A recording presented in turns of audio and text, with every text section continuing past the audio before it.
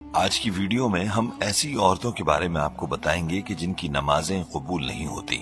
خواتین کے لیے یہ ویڈیو انتہائی اہم ہے۔ ان کو چاہیے کہ وہ خاص طور پر ان باتوں کا خیال رکھیں تاکہ ان کی عبادات ضائع نہ ہوں۔ خود ہی سوچ لیں، اگر کوئی عورت مشقت اٹھاتی ہے اور عبادت کرتی ہے، نماز پڑھتی ہے، لیکن اس کی نماز قبول نہیں ہوتی تو کتنا سخت نقصان ہے۔ یہ عورتیں کون ہیں جن کی نمازیں قبول نہیں ہوتی؟ مکمل تفصیل آپ کو بتائیں گے، لہٰذا ویڈیو کو آخر تک ضرور دیکھیے گا۔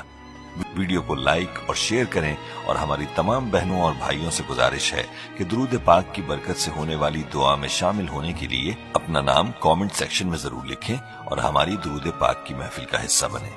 دوستو، سب سے پہلی عورت وہ ہے کہ جو بالغ ہو اور اپنے سر پر دوپٹے کیے بغیر ہی نماز پڑھے۔ ایسی عورت کی نماز نہیں ہوتی، اور حدیث پاک میں یہ بات واضح طور پر بیان ہوئی ہے کہ آپ صلی اللہ علیہ وآلہ وسلم نے فرمایا کہ جب عورت جوان ہو جائے اور سر پر دوپٹے کے بغیر نماز پڑھے تو اس کی نماز نہیں ہوتی۔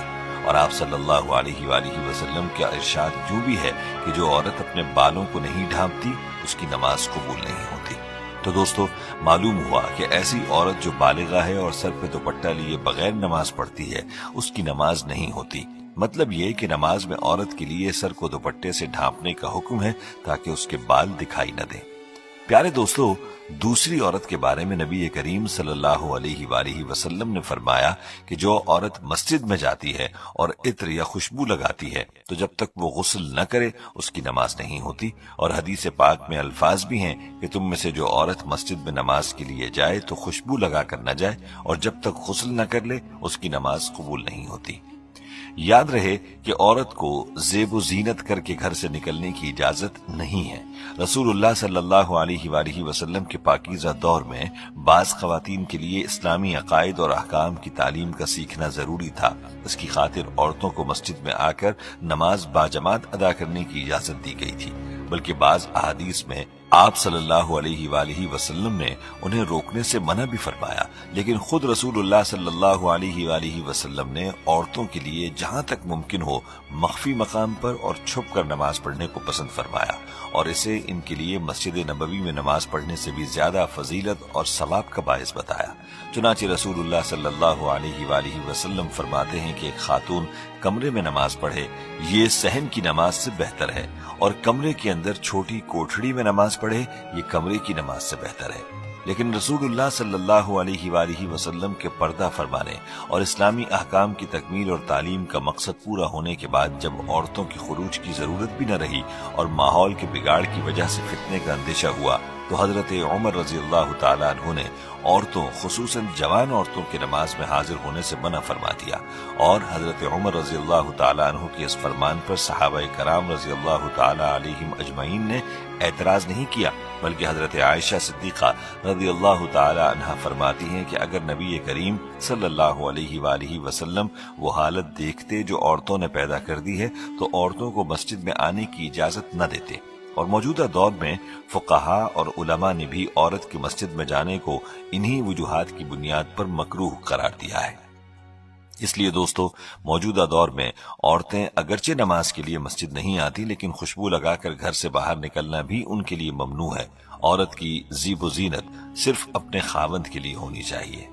پیارے دوستو، تیسری عورت جس کی نماز قبول نہیں ہوتی وہ عورت ہے جو اپنے خاوند کی نافرمان ہے۔ حدیث پاک میں 3 لوگوں کے بارے میں فرمایا کہ ان لوگوں کی نماز قبول نہیں ہوتی۔ ایک وہ غلام جو اپنے مالک کی اجازت کے بغیر نماز کے لیے دوڑ جائے، اس کی نماز نہیں ہوتی۔ ایک وہ عورت جو اپنے خاوند کو ناراض کر کے رات گزارتی ہے، اس کی نماز نہیں ہوتی۔ اور ایک وہ شخص جس سے نمازی کسی معقول وجہ سے ناراض ہو اور وہ امامت کرائے، اس کی نماز نہیں ہوتی۔ ایک دوسری روایت میں ارشاد ہے کہ 3 لوگوں کی نماز قبول نہیں ہوتی، بلکہ ان کی کوئی نیکی بھی اوپر نہیں جاتی۔ ایک بھاگے ہوئے غلام کی جب تک وہ مالک کے پاس لوٹ کر نہ آ جائے اور اپنے ہاتھ اس کے ہاتھ میں نہ دے دے، دوسری اس عورت کی جس سے اس کا شوہر ناراض ہو، اور تیسرے مست شرابی کی کہ جب تک شراب کا اثر ختم نہ ہو جائے۔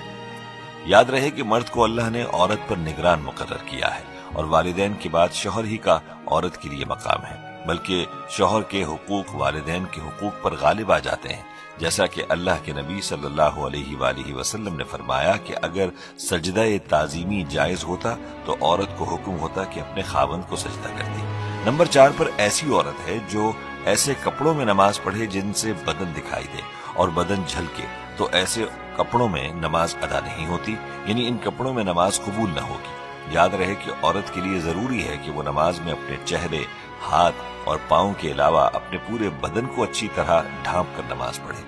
इसलिए चाहिए कि नमाज में मोटा दुपट्टा इस्तेमाल किया जाए और कपड़े भी ऐसे हों जिनसे बदन नजर न आए, क्योंकि चेहरे, हाथों और पाँव के अलावा अपने पूरे बदन को ढांपना नमाज के लिए शर्त है। याद रहे कि नमाज के दौरान अगर औरत के सर का दुपट्टा खुल जाए और 3 मरतबा सुबहान अल्लाह कहने से ज्यादा देर खुला रहे तो उसकी नमाज टूट जाएगी। अब खुद ही सोच लें कि बगैर दुपट्टे के नमाज या बारीक कपड़ों में नमाज कैसे हो सकती है। अलबत्ता सर खुलते ही अगर फौरन ढांप लिया जाए तो नमाज हो जाएगी। बाज औरतें कहती हैं कि अब मर्दों से तो पर्दा है ही, खुदा से कैसा पर्दा? तो ये शैतानी वसावस है। हया ईमान का हिस्सा है और हया ही इंसान को हर बुराई से रोकने का सबब है।